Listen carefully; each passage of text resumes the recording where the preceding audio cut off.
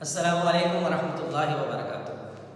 Students ایک نئی video کے ساتھ ایک نئے لیکچر کے ساتھ حاضر ہیں انشاءاللہ۔ مطالعہ پاکستان سیکنڈ ایئر، اس جو آپ کی نیو بک ہے، اس کے نیو سلیبس کو فالو کرتے ہوئے آج ہم سیکنڈ چیپٹر کا ٹاپک جو کور کریں گے۔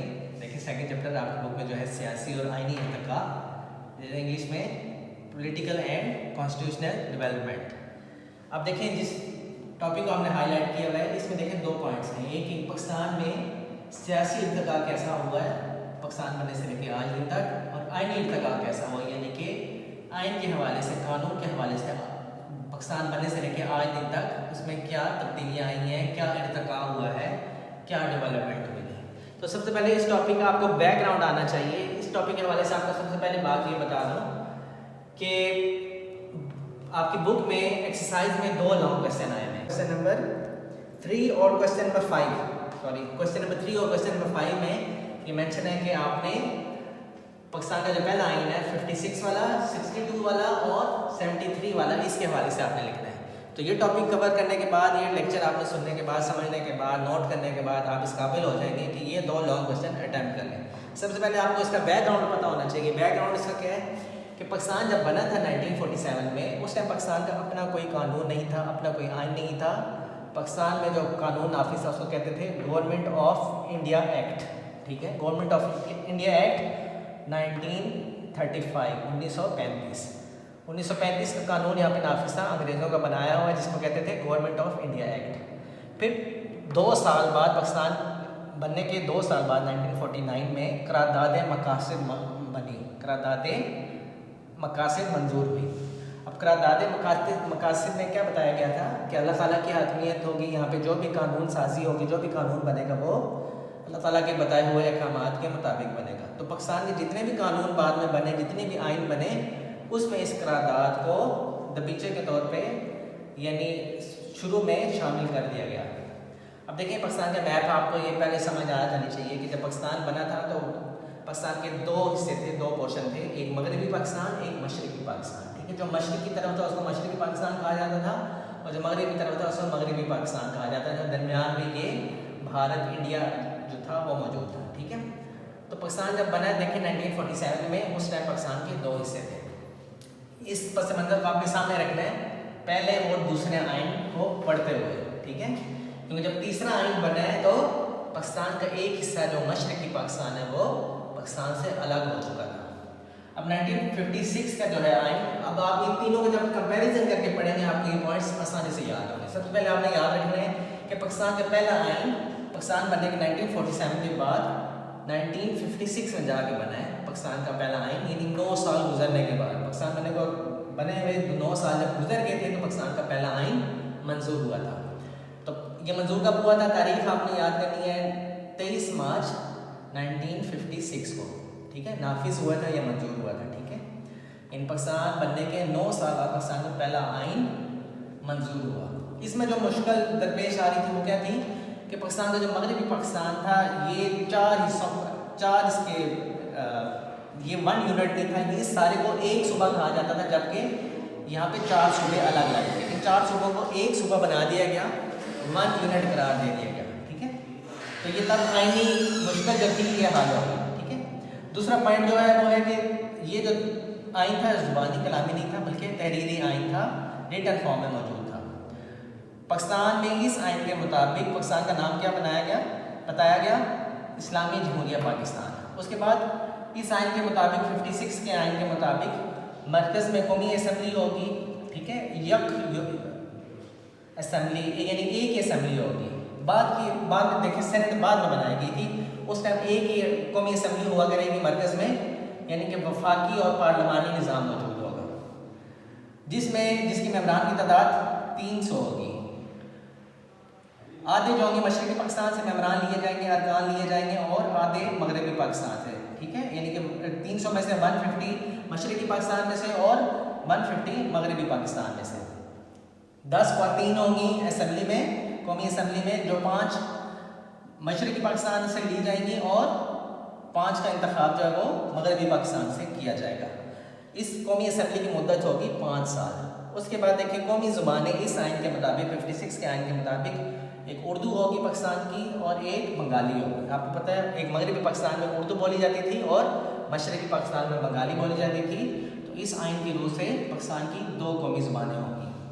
یہ آئین منسوخ والا جو پوائنٹ ہے اس کے بعد پڑھتے ہیں. یہ آپ کو پوائنٹ پہلے لکھنا ہے کہ اس میں ٹوٹل کتنی دفعات تھیں 234 اس میں دفعات تھیں, 13 اس میں ابواب تھے یعنی کہ چیپٹر تھے, اور 6 گوشواروں پہ مشتمل تھا یہ آئین. ٹھیک ہے, منسوخ کب ہوا, یہ کینسل کب ہوا؟ 2 سال گزرنے کے بعد, 2 سال اور 7 ماہ گزرنے کے بعد 1958 میں منسوخ کر دیا گیا. یعنی کہ ایک نئی گورنمنٹ آ گئی تھی, اس نے اس آئین کو, پاکستان کے پہلے آئین کو صرف 2 سال چلنے دیا, 2 سال اور 7 ماہ کے بعد منسوخ کر دیا جب جنرل ایوب خان صاحب نے اقتدار سنبھالا. اس آئین کے حوالے سے آخری لاسٹ بات آپ کو یہ بتا دوں کہ اس وقت وزیر اعظم جو تھے وہ تھے چودھری محمد علی. چودھری محمد علی جو وزیر اعظم تھے انہوں نے اس آئین کو منظور کیا تھا. جب جنرل یحییٰ خان آئے انہوں نے ماشاء اللہ نافذ کر دیا ملک میں اور یہ آئین منسوخ ہو گیا. اب دیکھیں یہاں پہ پہلا پوائنٹ یہی ہے کہ یہ منظور کب ہوا. یہ منظور ہوا 8 جون 1962 کو یہ آئین منظور ہوا ہے. 62 میں کیونکہ منظور ہوا اس لیے اس آئین کو 62 کا آئین کہا جاتا ہے. تو جنرل ایوب خان صاحب جو آئے تھے یہاں پہ اقتدار میں, انہوں نے پہلے آئین کو منسوخ کر دیا, دوسرا آئین انہیں جا کے 62 میں بنایا. یہ بھی تحریری شکل میں موجود تھا, یہ پوائنٹ دیکھیں وہاں پہ موجود ہے, یہ بھی تحریری شکل میں تھا. اس آئین میں شروع میں جب یہ منظور کیا گیا تھا تو اس کو جمہوریہ پاکستان نام دیا گیا تھا. بعد میں جب عوام نے احتجاج کیا تو اس کا نام اسلامی جمہوریہ پاکستان رکھ دیا گیا. لیکن پہلے آئین میں بھی اسلامی جمہوریہ پاکستان نام تھا, پاکستان کا قانونی نام, اور اس آئین کی روح سے بھی پاکستان کا آئینی نام جو ہے وہ قانونی نام جو ہے اسلامی جمہوریہ پاکستان ہے. اس کے بعد دیکھیں یہاں پہ وفاقی طرز کی یہاں پہ جو حکومت ہوگی, یہاں کی جو اسمبلی ہے اس کے ارکان کی تعداد کم ہوگی. یہاں پہ دیکھیں تعداد 300 کی 56 کے آئین کے مطابق, جبکہ 1962 کے آئین کے مطابق ارکان کی تعداد 156 ہو جائے گی. ٹھیک ہے, آپ نے بالکل اسی پیٹرن سے لکھنا ہے تاکہ آپ کو یاد کرنے میں آسانی ہو. یہ اس طرح سارے ڈائیگرام بنا دیے گئے. مشرقی پاکستان سے آدھی لیے جائیں گے, 156 کا ہاف آپ کا آپ دیکھیں گے تو 78 بنتا ہے, اور 78 ارکان جو ہوں گے وہ مغربی پاکستان سے لیے جائیں گے. اس میں دیکھیں ٹوٹل 6 خواتین ہوں گی, 3 کا انتخاب جو ہے مشرقی پاکستان سے کیا جائے گا اور 3 کا انتخاب مغربی پاکستان سے کیا جائے گا. یہاں پہ حکومت جو ہے وہ صدارتی طرز کی ہوگی, یعنی صدر کو زیادہ اختیار حاصل ہوں گے. وہاں پہ صدر کو اختیار نہیں تھے, اسمبلی کو زیادہ اختیار تھے, صدر اور وزیر دونوں کے اختیارات حاصل تھے. یہاں پہ صدر جو ہے صدارتی طرز حکومت ہوگی, یعنی صدر کے انتخاب ایک انتخابی ادارہ کرے گا جس کی تعداد کتنی ہوگی 1,20,000 ارکان جو ہوں گے وہ صدر کو انتخاب کریں گے. صدر کا انتخاب کریں گے 5 سالوں کے لیے. اس میں کیا ہے کہ مشرقی پاکستان سے 60,000 افراد مشتمل ہوں گے, ارکان ہوں گے, اور 60,000 افراد مغربی پاکستان سے ہوں گے جو کہ صدر کا انتخاب کریں گے 5 سالوں کے لیے. اس کے بعد دیکھیں عدلیہ کو آزادی دی گئی. عدلیہ 2 چیزوں پہ 2 کورٹوں پہ مشتمل ہوگی, ایک سپریم کورٹ, ایک ہائی کورٹ. ٹھیک ہے, 1962 کے آئین کے مطابق.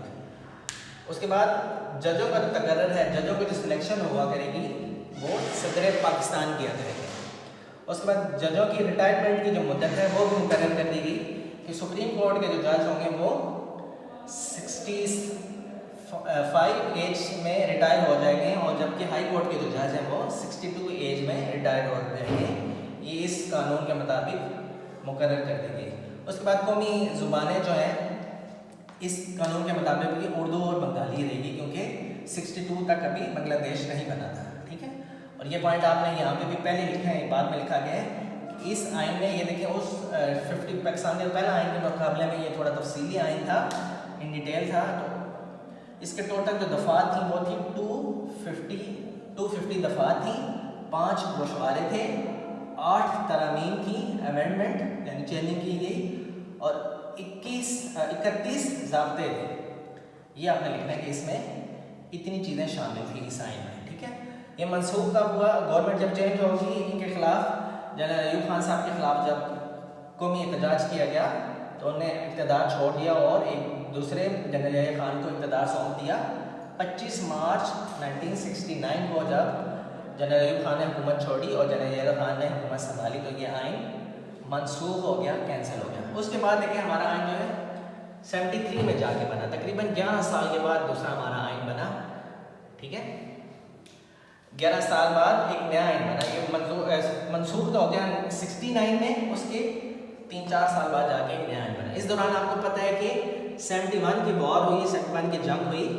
یہ جو آپ کا مغربی پاکستان ہے یہ آپ کا پاکستان بن گیا, اور یہ جو آپ کا مشرقی پاکستان ہے یہ آپ کا بنگلہ دیش بن گیا. یعنی دیکھیں یہاں پہ بنگالی زبان بولی جاتی تھی, تو یہ اس زبان کے بیس پہ اس کا نام بنگلہ دیش رکھ دیا گیا. تو 69 کے بعد 71 میں جب جنگ ہوئی تو پاکستان کے ایک حصہ پاکستان سے الگ ہو گیا, اور دیکھیں یہاں پہ قومی زبان جو ہے وہ صرف اردو قرار دے دی گئی. یہاں پہ کیا تبدیلی آئی, بنگالی زبان جو ہے وہ ہماری قومی زبان نہیں رہی, کیونکہ بنگال کے حساب سے الگ ہو گیا. یہ آئین کب منظور ہوا؟ یہ آئین منظور ہوا 10 اپریل 1973 کو. یہ آئین منظور ہوا, یہ بھی تحریری شکل میں تھا, ٹھیک ہے. اس کے ٹوٹل دفعات تھی 280 دفعات پر مشتمل تھا. سرکاری زبان مذہب اسلام کو قرار دیا گیا. پہلے 2 آئین کے مطابق بھی پاکستان کا سرکاری مذہب جو تھا وہ اسلام ہی تھا, ٹھیک ہے. صدر اور وزیر اعظم کو مسلمان ہونا لازمی قرار دے دیا گیا. پہلے آئین کے مطابق بھی صدر کو مسلمان ہونا اس کے لیے ضروری تھا, ٹھیک ہے. اس آئین کے مطابق مسلمان کی تعریف کر دی گئی کہ جو بھی اللہ تعالیٰ کی بات نیت پہ توحید پہ ایمان لائے گا اور حضرت محمد صلی اللہ علیہ وسلم کا آخری نبی مانے گا وہ مسلمان ہوگا سرکاری طور پہ. اس کے بعد احمدی جو ہے ان کو نان مسلم قرار دیا گیا. اس آئین کے مطابق احمدی کون ہوتے ہیں؟ جو کہ ایک جھوٹے نبی یعنی غلام مرزا احمد قادیانی کو اپنا نبی مانتے ہیں نعوذ باللہ, تو ان کو غیر مسلم قرار دیا گیا کہ وہ پاکستان کے قانون آئین کے مطابق غیر مسلم قرار دے دیے گئے قانونی طور پہ. اس کے بعد اس آئین کے جو مین فیچر ہے وہ کیا ہے کہ وفاقی پارلیمانی نظام ہوگا. یہاں پہ 2 ایوان بنا دیے گئے. دیکھیں یہاں پہ جو پہلا آئین تھا اس میں ایک ایوان تھا, قومی اسمبلی, صرف قومی اسمبلی ہوگی. یہاں پہ سینٹ نہیں تھی, یہاں پہ بھی صرف قومی اسمبلی تھی. یہاں پہ 2 ایوان بنا دیے گئے, ٹھیک ہے. 2 ایوان بنا دیے گئے, ایک قومی اسمبلی اور ایک سینٹ. ایوان کیا ہوتا ہے؟ یہ ایوان زیری ہیں, چھوٹے لوور ہاؤس, اور سینٹ اپر ہاؤس یعنی کہ ایوان بالا. اس کی ٹوٹل سیٹیں کتنی ہوگی؟ اس کی قومی اسمبلی کی ٹوٹل سیٹیں 1973 کے آئین کے مطابق 342 ہوں گی, ٹھیک ہے. اس میں خواتین کی مخصوص نشستیں جو ہے 60 ہیں اور غیر مسلمانوں کی نشستیں جو ہیں وہ 10 ہیں. جبکہ سینٹ میں 1973 کے آئین کے مطابق 104 سیٹیں ہوں گی, خواتین کی 17 ہوں گی اور غیر مسلمانوں کی 4 ہوں گی. سینٹ کے بارے میں آپ کو ایک بات یہ بھی یاد رکھنی چاہیے کہ سینٹ میں 4 صوبوں کی جو نمائندگی ہے وہ ایکول ہے, آبادی کے اعتبار سے نہیں ہے. 22 سیٹیں 4 صوبوں کی ہیں. جبکہ قومی اسمبلی میں آبادی کے اعتبار سے یعنی کہ آبادی کے پاس پاکستان کا سب سے بنیاد آباد علاقہ جو ہے پنجاب کی, تو پنجاب کی سیٹیں سب سے زیادہ قومی اسمبلی میں ہوں گی, اور سب سے کم سیٹیں بلوچستان کی ہوں گی جس کی آبادی کم ہے, ٹھیک ہے. باقی عدلیہ کی آزادی کی ضمانت یہاں پہ دے دی گئی. یہ پہلے آئین میں بھی عدلیہ کو آزادی کی ضمانت دی گئی تھی کہ وہ اپنے فیصلے کرنے میں آزاد ہوگی. قانون کی نظر میں ہر شہری برابر ہوگا. پہلے آئین میں بھی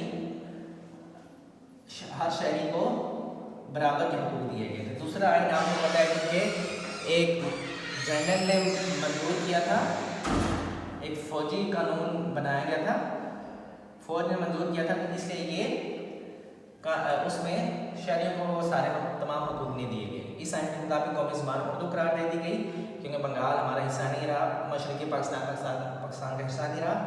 آخری پوائنٹ جو اس کوشچن میں آپ کو نوٹ کرنی چاہیے کہ پاکستان کی جتنی ترامیم ہوئی, 24ویں ترمیم جو کی ترمیم ہوتی ہے امینڈمنٹ, یعنی کہ کچھ پوائنٹس کی تبدیلی کر دی گئی. 2017 میں جو قومی اسمبلی کی جو دیکھیں اس آئین کے مطابق 242 سیٹیں تھیں وہ بعد میں 336 ہو کے رہ گئی ہیں, ٹھیک ہے. یعنی کہ جب 2024 میں الیکشن ہوں گے, 2024 میں الیکشن ہوں گے تو 6 سیٹیں کم ہو جائیں گی. اس کی وجہ میں آپ کو بتاتا ہوں. اور 25ویں ترمیم جو کی گئی, 25ویں جو چینجنگ کی گئی 2017 میں وہ یہ تھی کہ سینٹ میں 104 سیٹیں جو 73 کے آئین کے مطابق تھیں وہ اس میں 8 سیٹیں کم ہو جائیں گی اور 96 رہ جائیں گی 2024 کے الیکشن میں. اس کی وجہ کیا ہے کہ فاٹا جو ہمارا علاقہ تھا, یہاں کے پی کے کے ساتھ آپ کو پتہ ہے بارڈر کا علاقہ ہے, فاٹا جسے کہا جاتا تھا, اردو میں اس کا فاٹا لکھتے ہیں, انگلش میں اس کا اسپیلنگ فاٹا, اس کو کے پی کے میں یعنی کہ خیبر پختونخوا میں ضم کر دیا گیا, جوڑ دیا گیا, ملا دیا گیا, ٹھیک ہے, ضم کر دیا گیا, جس کی وجہ سے یہ ہوا کہ پی کے کی سیٹیں جو ہیں وہ 8 کم ہوگی. فاٹا کی پہلے 8 جو سیٹیں تھیں وہ کم ہوگی, اب خیبر پختونخوا ہی میں وہ مارچ ہوگی, ٹھیک ہے. جس کی وجہ سے سیٹیں کم ہوں گی. 8 سیٹیں یہاں سے کم ہو جائیں گی 2024 کے الیکشن میں, اور 6 یہاں سے کم ہو جائیں گی, یعنی کہ سینٹ کی 96 رہ جائیں گی اور قومی اسمبلی کی 336. امید ہے آپ کو یہ ٹاپک آسانی سے سمجھ آ جائے گا. یہ آپ کو ڈائیگرام آپ نے ذہن میں رکھنی ہے, ٹھیک ہے, یہ اس کا بیک گراؤنڈ آپ نے ذہن میں رکھنا ہے, اور یہ تینوں کو اگر آپ ٹیلی کر کے اس طرح لکھ لیں گے اور یہ سارے پوائنٹس لکھیں گے تو آپ کو یہ انشاءاللہ یہ پوائنٹس کبھی بھی نہیں بھولیں گے. بڑی کلاسوں میں انشاءاللہ آپ کو یہ بہت کام آئیں گے. جانے خوش رہیں. اللہ حافظ.